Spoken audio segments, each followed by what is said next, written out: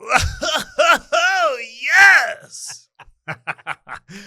It's the KO show. Feeling feisty. Feeling a little bit tricksy today. This is the second guest episode. Come on. With my dear brother, Mr. Jordan Maurice Bowditch. Hey, y'all. It's me. Also known as Gary.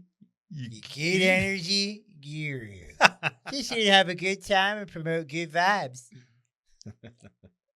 Jordan's main business is in producing and maintaining good energy. Business is a booming, brother. I'm in the business of good energy, and brother, business is booming. So if any of y'all saw the Mystic Misfit reunion episode, which came out recently, you would have heard the origin story of our good friend Gordon, the Good Energy Guru. But yeah, Jordan and I have been putting this one off for a while because I'm in here in the studio with him all the time. Shout out Let's Do Podcast Studio, Austin, Texas. You guys need to get in here if you're interested in making a personal brand or show. Come on. But he's the Dr. Dre, so he's the guy behind the camera over here producing Beats by shit. Bowditch. That's right. Move that just a little lower. You need to get see, he's Dr. Dreing right now. Yep, there it is. We need to get some the Beats headphones, but Jordan version, the JBs. I like that. Come on. But anyway, Jordan is a dear brother, and I'll glaze him a little bit. If you listen to the origin story of Misfit, that's how we met through your older crazy brother Ryan, who's also a dear friend and business partner of past timelines. And we met in Santa Cruz and then lived so many seasons of life together in LA and San Diego, abroad, here in Austin. Like, it's been a wild and crazy journey. And you can fill in the gaps here, but Jordan was a Sigma Chi frat guy of the highest level. Still am. You studied marketing in college, right? At San Diego State. Yep. Classic.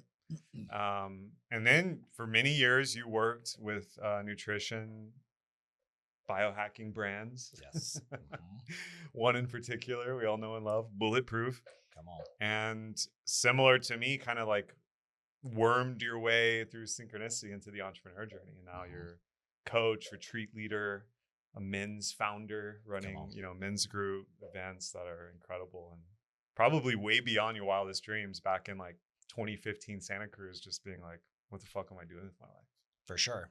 I mean, the way I talk about what I do now, and I've been framing it this way for maybe the past year in particular. I created a fraternity for adult men.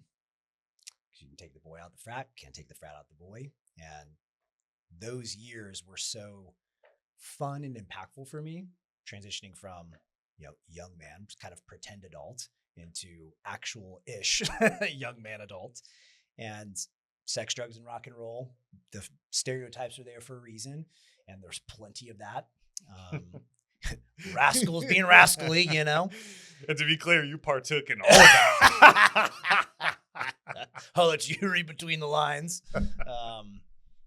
Yeah, an STI or two. Not kidding. And the ritual, rites of passage, brotherhood were so meaningful, so fun. I mean, we were throwing huge themed parties that were very produced, like building structures. So there was a lot of, it was a business that we were running.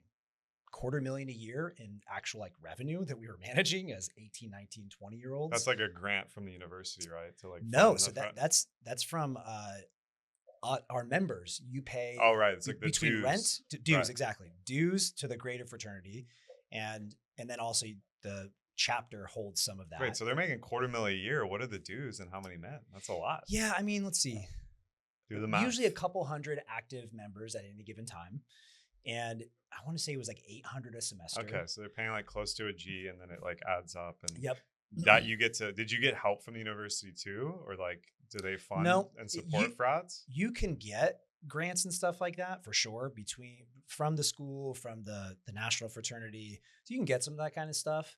And there's positions that are in charge of doing those kinds of things. Like I was scholarship chair, and that involves a bunch, obviously grades, but also academic stuff in general. And there's fundraisers. There's all kinds of positions in this business that is the brotherhood and fraternity.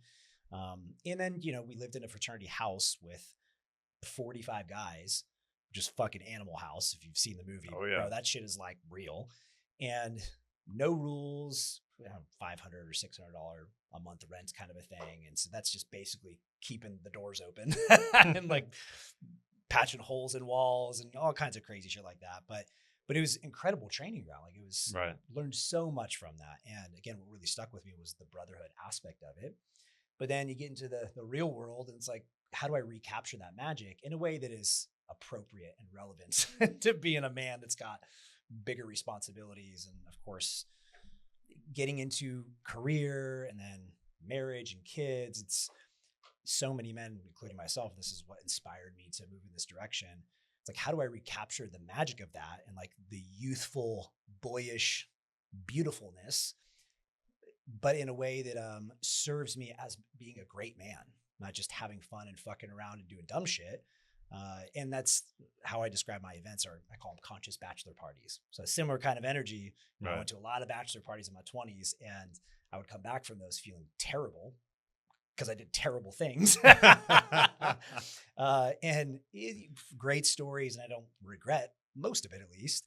But at the same time, it's like I'm not better off as a man or a human. Yeah, really. it's not integrated, and it's not like, it's like the Jung quote, one of the best. It's old wine and new skins. It's Yes. like what works in a That's fraternity. biblical shit. I mean, as a GDI myself, goddamn independent for the late person. So I mean, I learned that at UT because like Yeah. in the psych department, which I was working in, I had a few bros that were like frat guys, and they were like, hey, you're pretty cool, and like they thought I was some fucking psych nerd, which I was, but I could hang, and we played basketball and drink and stuff. But we had a few of y'all hanging around. Yeah, there's always a couple. I always prided myself. I could hang with anyone. I could hang with the fucking weird autists. I could hang with the frat jocks. I could hang with anybody. But the thing I was noticing is, frats have a bad reputation because of things like Animal House, or what's the one with Will Ferrell where they have to like Old School. Yeah, Old School. So like shit like that. It's like it's hilarious, and it's pretty accurate in some cases. For sure. And so people just think it's just this like way to party and bullshit in college and sleep with girls and do, ungodly amounts of white powders. But actually underneath all that, there's this whole Greek tradition of brotherhood and fraternitas, which is the Latin and Greek for like fidelity through brotherhood and like valor, strength, courage, like men supporting men. Very similar to the military. Now, clearly most people, if you didn't do like coaching, initiation work, all the shit we did with, shout out Elliot Holst and all this stuff, this was all covered in the Misfit cast. But if you don't have that context, it just kind of, it ends up being just that. Like a perfect example is like, there's the whole meme about jocks peak in high school. So like, he's like 17, banging the cheerleading, head, whatever, dancer. I don't know what it's fucking called. The head cheerleader. He's the lead dancer. The lead dancer. I mean, that's what cheerleaders are. They're glorified dancers for like the team. At the best. But but like you have a guy in high school or a woman, well, a boy or a girl, these are not men and women, who peak then, right? And then like you check in with them, and like the nerdy weird guy is now like the CEO of a company, and they're just like a fat dude working at Dick's Sporting Goods, crushing beers. Like, remember in the fall of '97, I took us to state. And like, that's just kind of, they peaked then. Right? Bro, I just literally had my 20-year high school reunion. And so this is very present and relevant what you're talking about, because I was on the planning committee because fucking, of course I was, and had a great weekend. My two best buds from high school, Matt and Jonah, we got a place on the beach in Laguna Beach and had awesome time. And we hosted like the after party after the actual reunion. And on one of the nights, man, one of my OG buddies joined us. It was like the night before the actual reunion. And that's what he did the whole time. And it was actually really fucking sad. He was just reminiscing and telling old stories, and it was a loop. And it was like, bro, and like, he's telling me all these things. I'm like, I don't remember that shit. These stories I was a part of. And it just, those are like awkward core memories for him. I know. And it's like things he's just been reliving ever since.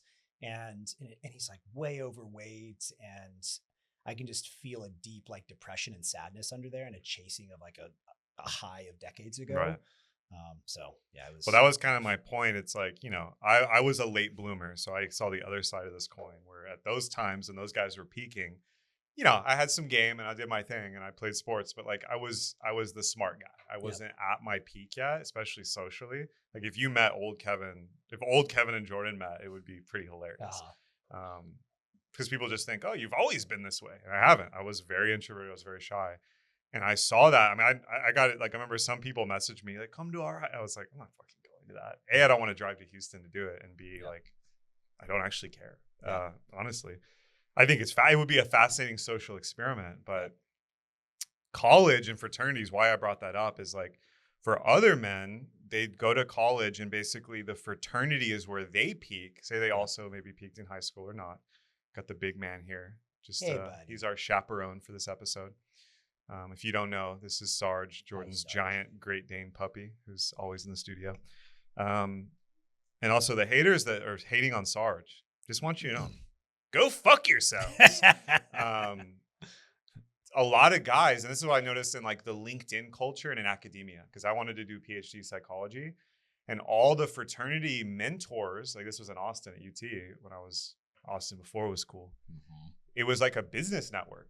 So if you were in Sigma Chi, you could get an internship at these companies or get supported by elders and mentors in your career and industry, which to me, I was like, okay, that is where maybe I messed up and maybe I should have joined one of these things or like gone into it, because sure, they're not doing men's work and getting vulnerable or doing bioenergetics and ice plunges, like all the shit we know and love, but they do still have a tribe that's nationwide that they can always rely on and get job opportunities, mentorship. And like, you know, some people, it's just like, they just fratted out to do the bender. And then they just kind of went into the workforce and they're like the guy you were talking about where it's like, remember that one party in 01? It's like, but other of them, they're still like donors or mentors or leaders in the frat and the business network. And in that sense, I think it's actually a great system. It's kind of like it's like the D League or the farm league for like a major league team where like, it's great analogy. Yeah. There's like scouts and coaches and you have a whole, like basically like step-by-step ladder for your career as a man. Yeah. And it's funny because you talked about, they're not necessarily doing bioenergetics and cold plunges and like, no, but kind of. And that's what's so interesting about at least the fraternity I was in. And this was more common kind of up until really like the woke culture started to infiltrate college campuses. And bro, it was so interesting because in hindsight, like I was in the thick of that transition. So I went to college in 2006. I was there from 2006 to 11. And you Van Wildered it? You did 5 years? Oh yeah, bro. I wish I would have done 6 or 7. There's another guy in my fraternity, Poet, who you've met. He was Van Wilder. That's actually when I talk about him. He's literally Van Wilder. Bro, he was AS president, so Associated Student Body president, when he was his 7th year. Maybe it was his 6th year, 6th or 7th year. And I think he did it 2 years in a row, if I'm not mistaken. That's crazy. And he was the motherfucker that'd be jumping off of our roof naked, you know, from the fraternity house. But behind the scenes, he'd be, you know, kissing babies and shaking hands and shit. Just very interesting, awesome dude. One of my absolute best friends. I love that man. But we were doing like more boyish versions of a lot of this stuff. Initiation, like, dude, our initiation week was our fucking hell week. And you talked about military and like those vibes and the origins of fraternity come from all that. And it just evolved over time. And then it got to a place where, yeah, man, you got some 18, 19, 20-year-olds that are doing dangerous stuff and they're, or like hazing that's like so humiliating and dangerous. Like people have died and like insane shit where it's like I get it because the extreme state of like an initiation ritual, it transforms you. Like it's real. And you can take it way too far. Where like, I can't believe like people, I mean, obviously they weren't trying to kill someone, but that's when the whole hazing thing and it got into politics and the news. I remember that was like kind of a little after our time. I graduated 2012. So you were 2 years before me, but I remember like the frats could kind of do whatever they want. I went to some of the frat parties at UT and I was like, it was like, you know, it wasn't like Burning Man, but it was like a festival, like you said, fully produced, hundreds of fucking co-ed, like, and then later it was like they got cracked down on. Like some people got sued, like the universities got in trouble. Yeah, dude. I mean, San Diego State had a huge criminal thing. Bro. I was living in the fraternity house when the biggest drug bust in college history happened at San Diego State. I think it's since then there's maybe a bigger, maybe not. I don't know. It's called Operation Sudden Fall. And I was selling cannabis. I sold to an undercover DEA agent. Oh, fuck. Have I ever told you this? I probably mentioned it at some point. Yeah, I mean, for a while, I didn't want to talk about it. even still, I say, I'm like, should I not share? Literally 20 years ago. You hear a It was knock at the crazy. door, Jordan Bowditch. Exactly, right? And I mean, the long story short there is that year, like a couple months later, as all this was unfolding, I was planning on running for president, consul as we called it. That's some of the Greek vibes and history. And I snuffed this out. I sold to this guy. It was a little weird. Sold to him a couple more times and he was asking for more. Like every time he would double the amount on the spot. And I just remember my spidey senses were up. You know, I grew up kind of like small town Ohio. Where it was street like smarts, that's a red street flag. Smart, 100%. Red flag. And yeah, basically when it came down to it, I didn't consciously put together this dude's a fucking narc, you know, undercover, but it felt weird. And I was already in the transition. I'm like, dude, I need to stop doing this shit. I'm like, I need to grow up a little bit. And I was just getting high on my own supply, probably not making any money, maybe losing money because I just was smoking all the time and being very generous and sharing with my friends. But then the drug bust happened a couple months later and they raided all the houses. Ours was one of the last, which was kind of like surprising because Poet, he let us know. So we got all of our shit out of the house, perks of being, you know, Van Wilder of campus. But an undercover, or one of the agents, one of the DA agents came in, went into my room, interrogated my roommate, Bowden, you remember, and it was just like a whole ordeal. It was like, he sold to an undercover agent. We know he was doing this. If he hasn't stopped, you better tell him to stop because he's on our radar. It ended up being the most like botched job in history too. I think only a few people actually got charged with anything because they just did it terribly. Right. But all I had to say, it was an incredible learning experience on so many levels. And again, for better or for worse, because lying was something that I was very much taught to do, where we got to hide that we're doing the hazing stuff. And if we get caught in any capacity, we make up a ridiculous story. And we had gotten away with it. We'd get in trouble and things would happen, but we'd get away with it. And we all so deeply believed in the heart and mission behind it and the rite of passage, which I still stand behind. But to your original point, we would do dangerous stuff. And shit happens when you do hard stuff. There are consequences and collateral damage. But can you trust 18 to 20-year-olds to consistently hold that in high integrity? No, not really. Ideally, you would have elders, yeah. And we kind of had, 22-year-olds that would show up a little bit, but like they were not trustworthy. They're still young men. You need like old men who are graduates or whatever, mentoring the process. And I'm sure they are defending because there's this whole man culture, which makes sense. I'm not saying it's wrong, but they're like, no, they need to do that. That's what we did back in the 50s. Yes. Like, so they actually support it and maybe would cover for you if you got in trouble.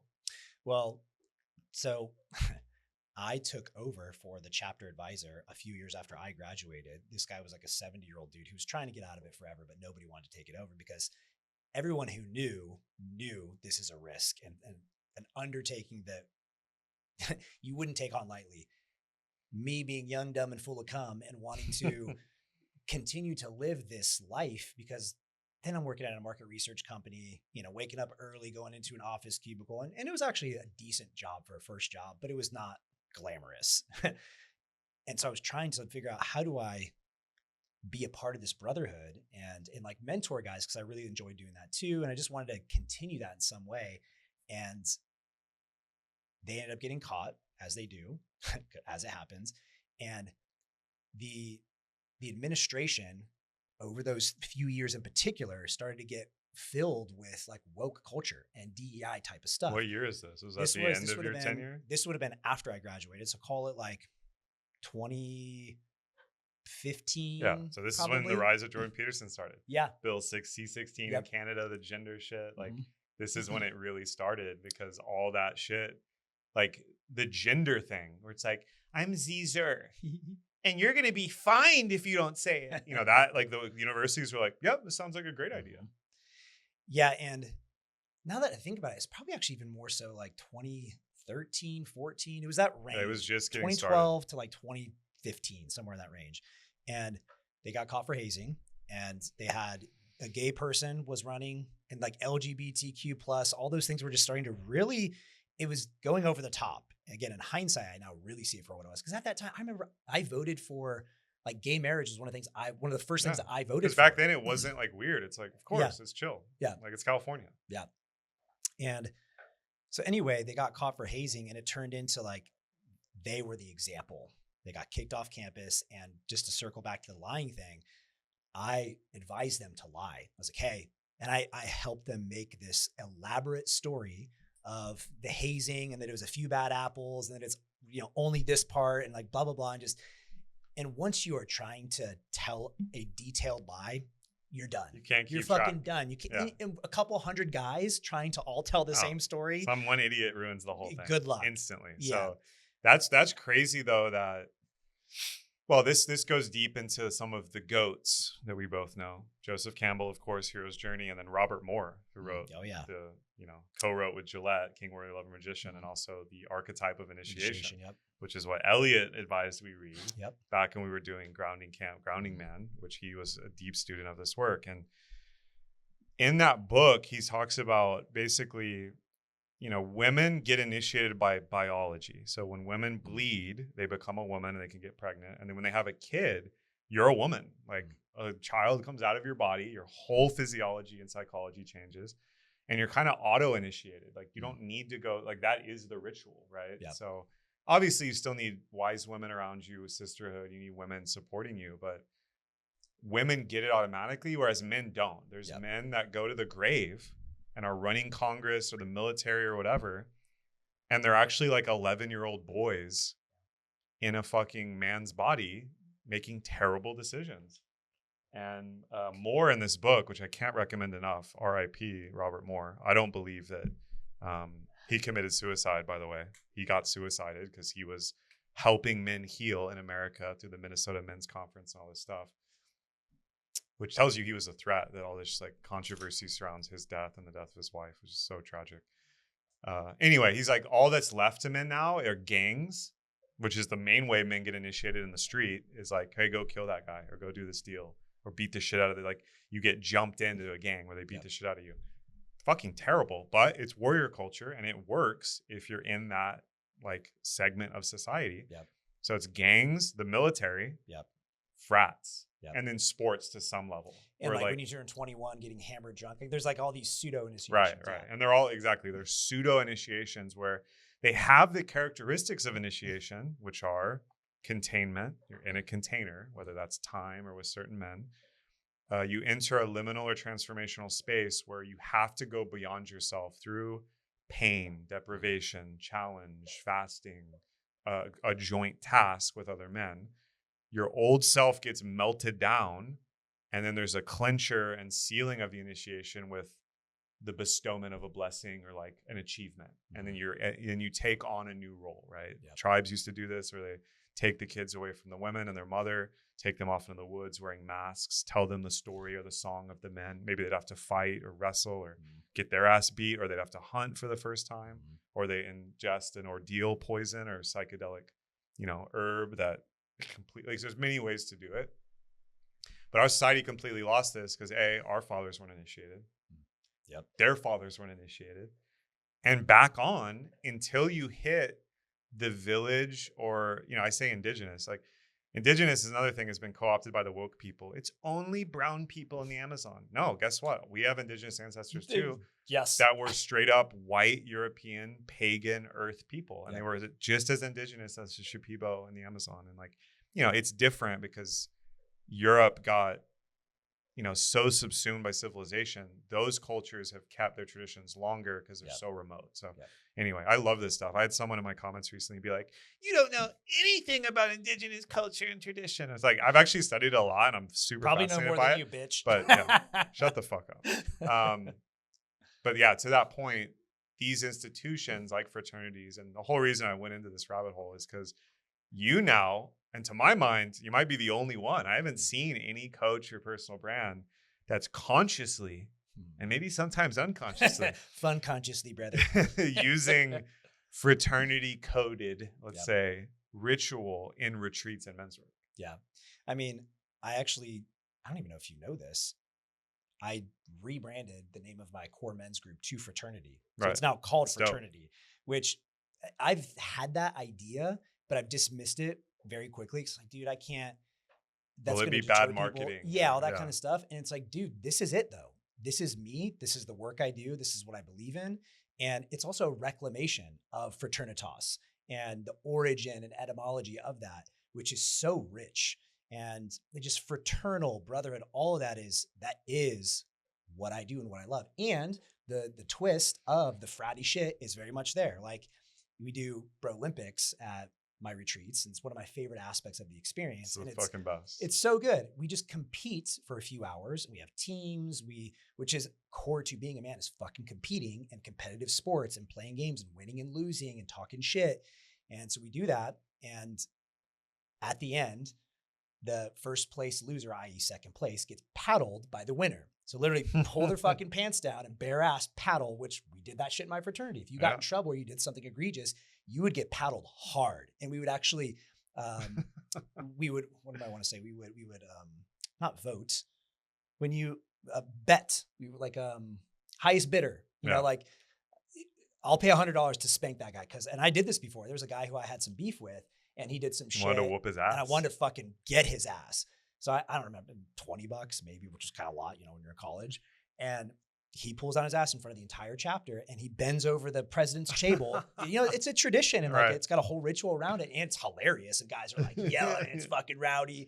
And I run up and just take this heavy, thick wooden paddle and whack.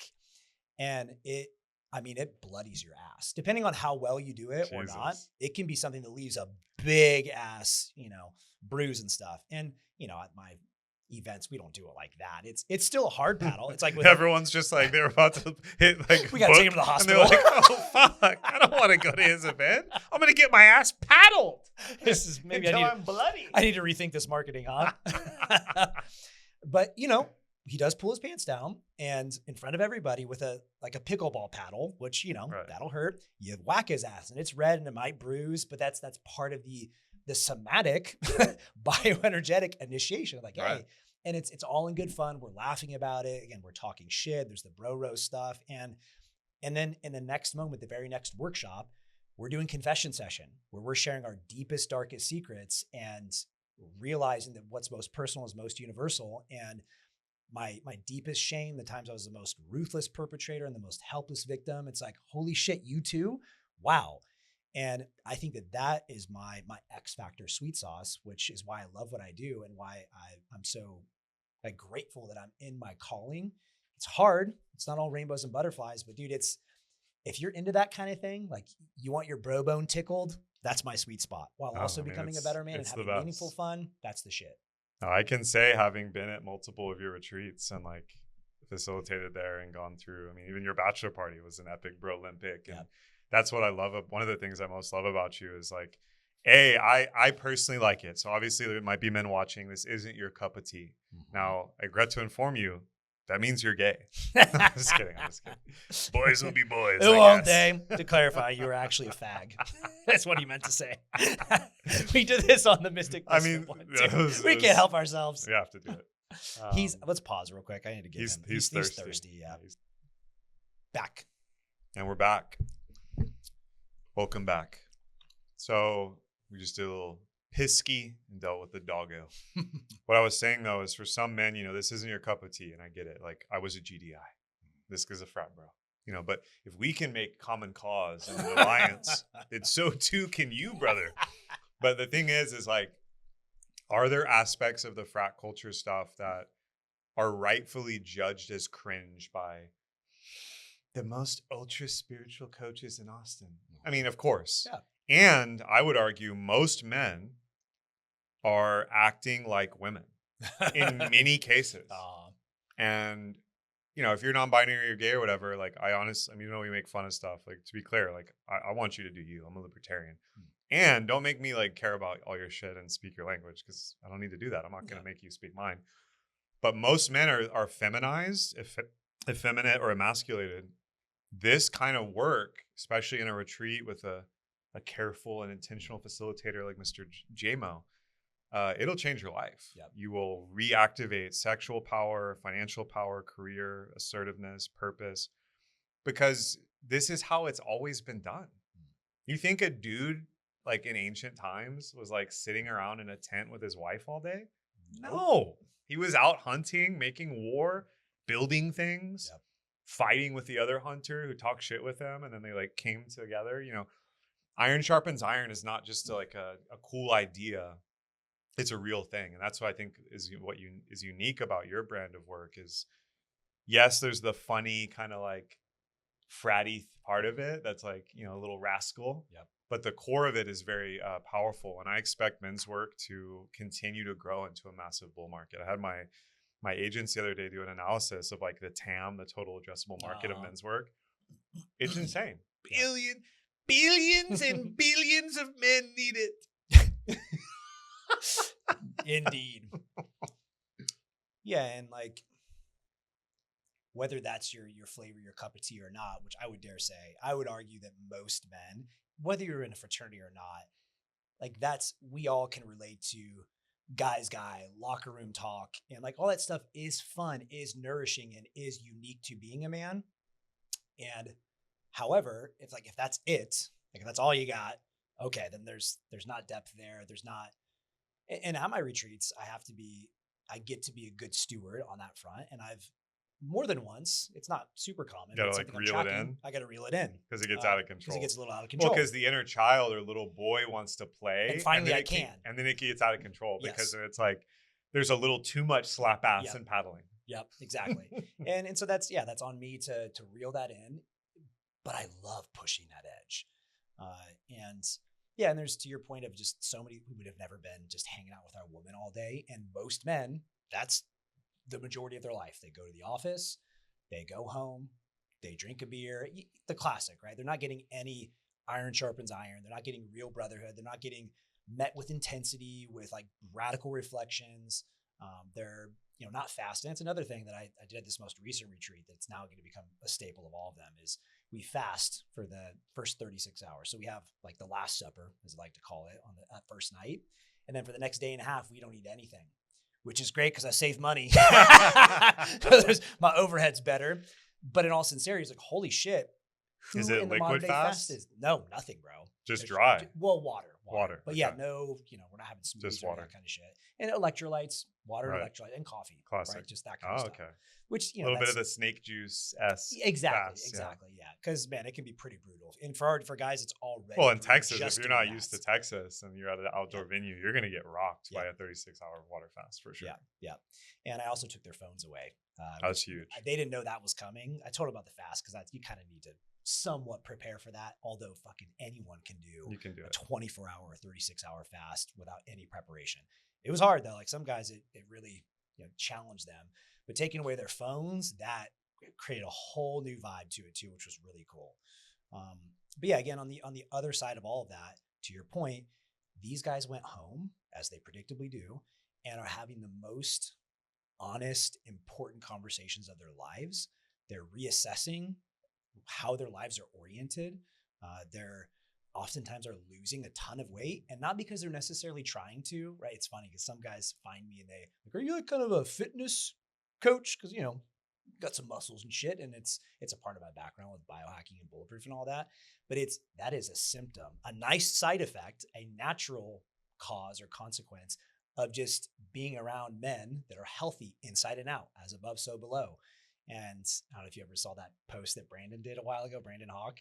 He posted a picture of all of us. It was from Costa Rica, that retreat. All right. And he was like, you are the average of the 5 abs you surround yourself with, which is hilarious and true, right? It's osmosis. And a lot of these guys are around, if they're even around anyone else, any other like men in a significant way. Show me your friends, show me the men in your life, and I'll show you your life.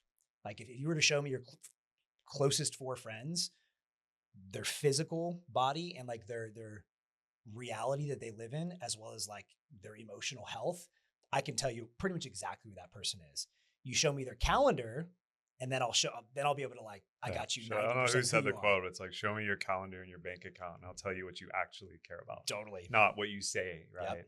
I mean, you said it on the Misfit cast too, and I'm still to this day shocked. Every single enrollment call or discovery call I do, always ask, man or woman, where's your community? Yep. 95, maybe 99% of the time. Yep. Oh, it's just kind of no one. Or I have someone I work with that I like. Or I talk to some of my old high school friends. Yep. And it's like, are you meeting regularly and having, no. This is just kind of a bullshit thing. And then they're wondering, in that isolation, and this is to all the men who are still lone wolfing it, it's not going to work out, just so you know, but we're here if you want to reach out. Maybe you do need to get to rock bottom lone wolfing it to realize I've been there myself. I'm not above this. I still am learning how to navigate this because lone wolfing feels good. It's like I could just figure it out on my own. If I just watch enough YouTube videos, or maybe that next podcast, then I'll just finally lock in and do all this stuff. It's like, when has that ever worked? Man. You have to have other brothers around you. Like I'm running a school right now, the fellowship, with a bunch of men, and we have calls and do challenges. We just completed a 21-day content challenge daily and a 30-day push-up challenge where there's houses. It's kind of like a frat where there's house leaders, and like the guys are like not just hitting the minimum and logging it because there's a prize, and the losers they're gonna get punished, but we're gonna do something. But they're like PR maxing, where it's like, well, bro, I just did 65 in one set. Good. You can't do shit. And like, I watched that group transform instantly from just talking about personal development stuff and random shit to competition. I mean, it's a tale as old as time. And there's a reason it works. Now, for the men that are lone wolfing it, and maybe you can share about your findings in this with your men's work, and also maybe your own story. Like, A, why does lone wolfing seem like a good idea? Hollywood, propaganda, laziness, loneliness. And B, what will it take for you to we were having this conversation before we hit record, talking about some of our mutual community. For some men, you actually need to hit rock bottom to change. Until it gets painful enough, your woman, God forbid, your family, your finances, people are like, dude, this ain't it. And like, you're fucked. Like divorce, bankruptcy, losing your job. Like, some men, like, they finally wake up when they're like, it's like they've been dreaming and they're like, oh, fuck, I need to do something different. Like, it's crazy to me. Yeah, I mean, it's something that I've heard a lot of guys share, and sometimes this happens when they've been working with me in some capacity for a little while, and other times they're thinking about it, or they've had like a little taste of something, but the excuse or the story that they'll tell is, I need to be able to do it on my own. It's very clever. It's like, I need to like prove to myself that I can do it on my own. Oh, fucking do you? Why? Well, and also, why haven't you done it yet, though? Oh, exactly. That's right. The big question. That's the biggest question, right? It's like, okay, and that's an important question. And yet I'm like, why do you need to do it on your own? Well, who do you need to prove to that you can do it on your own? And what does that even mean to do it on your own and like prove? Because I'll tell you what, you'll do it better not on your own, and it'll be more enjoyable. So like, what badge of honor are you trying to win by doing it this way? And no one's going to have like a badge on the gravestone that's like, here lies Philip Jimmy. It's like, he did it all on his own. Philip Jimmy. And someone goes to it and they're like, wow, Philip really did it. He did it the right way. And guess what? Nobody's going there because he did it on his own. Right. Exactly. Yeah, man, it's really sad and unfortunate. I mean, there's a men's mental health crisis, obviously, like 9x suicide rate. Like, there's a terrible litany of stats I've shared multiple times. Like, I kind of stopped sharing it because it's too depressing, and it actually, it's dark. I'm tired of pain point marketing. I don't know about you. Yeah. Like, I know. I'm here to, like, I've been talking about this with AI recently.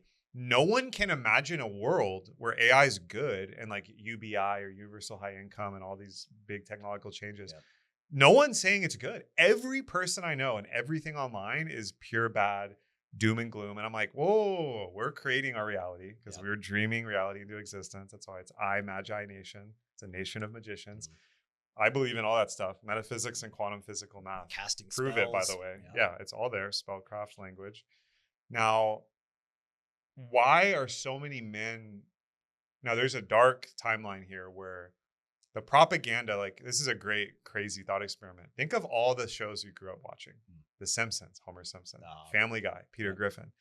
You know, what are all these fucking shows? Married with Children, Ray, Al Bundy, Raymond or whatever. What's that show? It's all about Ray. Or, I mean, fucking no. These shows are terrible, but I watched some of them. They all are the same. Hot, super domineering masculine wife, kids that are shit talkers, don't respect him.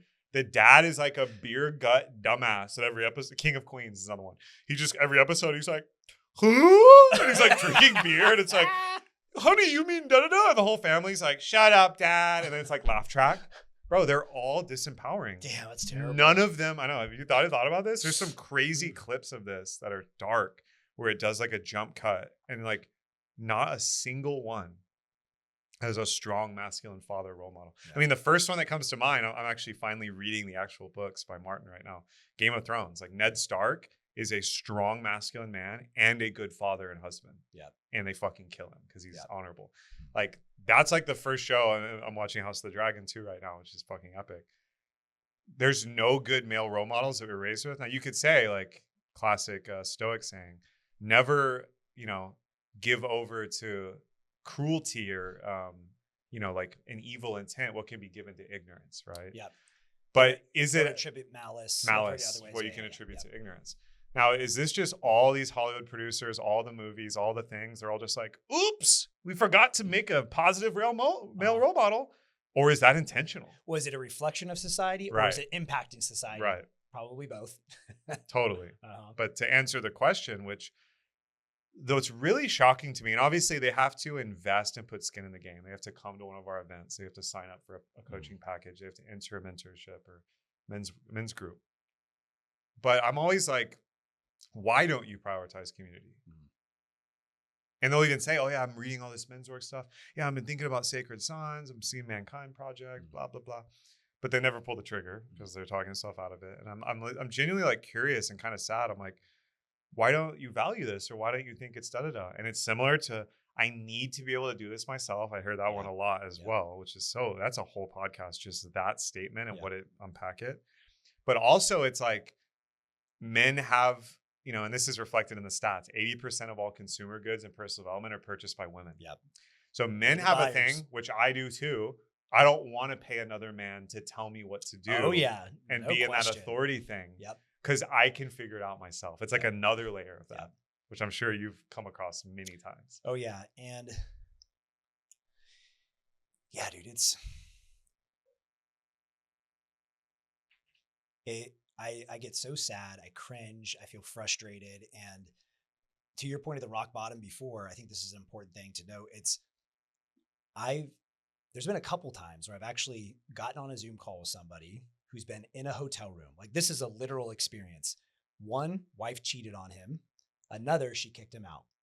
And it's like, they're in rock bottom. That's rock bottom for them, right? It's like, they have kids. It's like, oh shit, like I'm about to get divorced. These things that I've been sweeping under the rug that I've been avoiding, now it's front and center. And like, this is real shit now. I can't avoid it anymore. And I actually that's some of my favorite. Like it's not my favorite to work with. It's fertile ground. It's fertile ground, right? I love guys that are in crisis and are owning it and are like, okay, I surrender. I need help. I'm ready to go. Let's do this. And those guys, one of them in particular, he was the guy that was talking about earlier that I had to reschedule the call. He's been around now in my world for 5+ years. He's like, bro, he went from nice guy to good man kind of energy. He's now saved his marriage. He confronted the guy that his wife cheated on him with in a very like grounded, powerful way. I wish he would have, right? But it was just like, look this motherfucker in the eyes. He was like, don't ever talk to my wife again. You will actively try and avoid ever seeing her. Like you're not going to conveniently cross paths, like all that kind of shit. And you just, full masculinity. And then there's other guys that they will continue to hit rock bottom / will go deeper. And then they'll just keep repeating it. Another marriage, and they're carnage in their wake, but it's, it's just life. It's like, it's everyone else's fault. And I think there's got to be just victim mentality. There's got to be a tender ownership and a humbleness and a willingness to be like, I don't have it figured out. I need help. I want some support. I want a structure. I want to be guided on some level to that. And then the other aspect of it, to the money piece, I'm thinking of one guy in particular who I don't have a great story with. Like he came to one of my events and like good guy, good guy. And he has this story around money that I need to ROI. I need to like, I'm going to invest in business and like, I need to like go into this container or go into this investment that has a very clear like money that's coming back to me. And what he doesn't realize, which so many men don't realize, is there's an ROI that can't be quantified until it can be. Well, no, it's definitely quantifiable. It's just not one-to-one. It's not one-to-one. The men's work ROI is exponential. Yeah. It's just not like I put 5K in and I got 10K back. Yeah. You know, it's not like that. Yeah. And so what I'm actually trying to do now actively too, because it's like, okay, I can keep fighting against this and be frustrated and be like, oh, if you only knew, bro, like all these other people, they figured it out and they're making more money, but it's just a different game. It's, now I'm actually actively integrating aspects into my business that have more of that ROI energy. So like the AI training stuff is a great example. Like I did an AI training in my group, but I feel like I'm so behind on that shit, like relatively speaking, because people like you, everyone is like, you can't keep up with it. It's so like day to day, it's like, it's insane. And so I did a training of just using Claude in a way that's, to me, again, not all that sophisticated, but it's been helpful for me and it's blowing these motherfuckers' minds. And so now I'm seeing, okay, if I can Trojan horse this motherfucker with like, hey, here, all of this stuff, and like, cool, I'm on board. Because I want the right people to be. I don't necessarily want a guy who's looking to invest the 5,000 to get 10,000 back, because that's actually just not aligned with my container and like the type of energy and person I want to work with necessarily. But if they feel like they need to have some of that to justify doing it, all right, cool, I'll meet you there, bro. So I'm like in the process of trying to fit that into the mix, and it's working. It's a little bit of a I mean, for me personally, that's not been my like working world. So it's also challenging me. How can I grow personally as a man and as a husband and a father, so that my family can eat and have all the things that we want to be taken care of?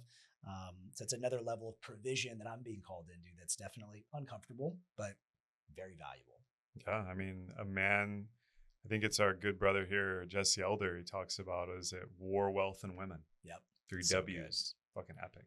And war can be business, or the war of art. Yeah. Because to the point about the guy that pushes back, I've had, I mean, this triggered a lot of people when I posted this a while back, but like you've seen probably the memes. I did my own version where it's like a $200 client that's getting a discount. And it's like, hey, just so you know, if I sign up for this, I need you to transform my entire life and I'm going to need all the documents and all the, and it's like the 15K client, payment sent. It's real. It's 100% real. It's crazy. And with men's work, and this is a big bone I have to pick. I've talked about it on the episode a few times. I'm sick and tired of Karens and people in our community. It's not even just like muggles, because we're obviously superior to them. Obviously. I mean, but fucking sheeple, right? Like the fucking, whatever, the conscious community, people who, have gone beyond Tony Robbins and all this shit. I mean, Tony's still the GOAT, by the way, obviously. But there's layers to the game. They believe that men's work specifically and other things like healing, massage, whatever, coaching, mentorship should be free. Meanwhile, they're at Walmart and like Jiffy Lube and these fucking terrible corporations. Do you value what you pay for? Yes. It's so cheesy and cliche to say that. And yet, like, but it's true. It's fucking true. These people, for some reason, think it should be free because there's not direct ROI. And it's just, well, you're just kind of talking and helping people. It's just men gathering, right? Totally. Why am I like some of them balk at the price? And I used to fight for it and try to hard sell. And, I did that a few times where I hard sold someone into a men's container and then realized it's like, this was a huge mistake. It's law of origination shit, because now that's the origin point, the energy that they came they can't receive it. And then I feel their resistance the whole time. Yeah. And it's a lose-lose, even to the point where I've refunded clients before. Yeah. Because I'm like, this is not an integrity. I'm washing my hands of it. Yeah. But when I see men balk at the price of something like an epic men's retreat, a men's mastermind or container, to me, it's like, it's sad because they have to want it. And the investment is skin in the game. So you and I know from doing it many times in our life how powerful that is. Yeah. But if they don't know that because they haven't had the life experience and they don't want it, you can lead a horse or a man to water, can't make it drink. And I've learned that lesson the hard way with this work. Same. And something that I have done, because I'm trying to flow with some of these tendencies and make it a little more open while also very much still honoring me and preserving the integrity of the container for everyone else who's down to play this game and who gets it enough to at least say yes. Now with my events, I've made them way cheaper. And I've really just embraced that the events, they're the foot in the door. They're getting them into the energy, because I know if you come to this event, I gotcha. My business will be taken care of because you will continue, because you've experienced the magic. And so now, dude, when I do like my pre-sale pricing, like several months before my events, it's $1,000. Which, bro, that barely covers my expenses. And then I, raises 500 like every month or something like that, to where when it gets close, it's like, all right, man, you waited, or hey, luck of the draw, you didn't find me until then. This is what it is. You can come to the next one when it's pre-sale pricing. But I found that, dude, if I can just around break even, I trust because I believe in this. It's almost like me taking on, it's almost like a money back guarantee for myself as a business owner in a sense. And I've paid. There's been a couple events where there's always something that I make on the back end, but sometimes less than others. But overall, over those years in that experiment that I've been doing it that way, more or less, it's worked. So I'm like, all right, cool. I'll meet you where you're at a little bit. And you still have to be at least willing to say yes to that. It's like the first retreat that we did, it's like a few $1,000s. And I just did a $30,000 mastermind, right? This past year, which was like, I didn't have $30,000 just laying around. Charge that shit on a credit card. But I've done it enough to where I get it. I'm like, dude, it will. And it took a while. This 30,000, I had to think about it a lot because I didn't make my money back. It's a business mastermind. But there is like a nervous system, emotional alchemy, to use some of the fun buzzwords, that happens on that journey. But you can't just skip a bunch of these steps. You can't be the stingy guy. You can't have the ego and all these stories and all this resistance. At some point, it's got to be like, all right, fuck it. I'm going to give it a try and see what happens. And I think it's also fair to say that some people do that and then they get burned. They found like a shitty person or organization. There's a lot of cults and faux fucking shit out there, especially in men's work, unfortunately, especially when plant medicine gets involved or synthetics, God forbid. And when there's just weird MLM cult pyramid energy. Like, I get why people are skeptical. I understand the men who are maybe listening to this who, like me and Jordan and follow our work, but haven't pulled the trigger on something for valid reasons. So, you're still gay. But just to be clear. But I get it. I got to keep I have empathy for your got to troll a little bit too. Well, we got to wrap here, Jay. This has been fucking epic. I have a feeling the team here will name this like the Fraternitas episode. And if they don't, clip this and do that. Yes.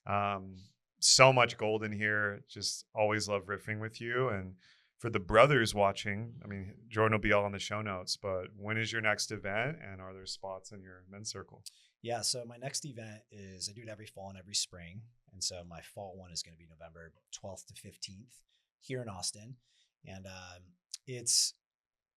I typically have around 30 guys, although this next one, I'm wanting to get like 50 to 100. That feels like the next up level that I'm ready for.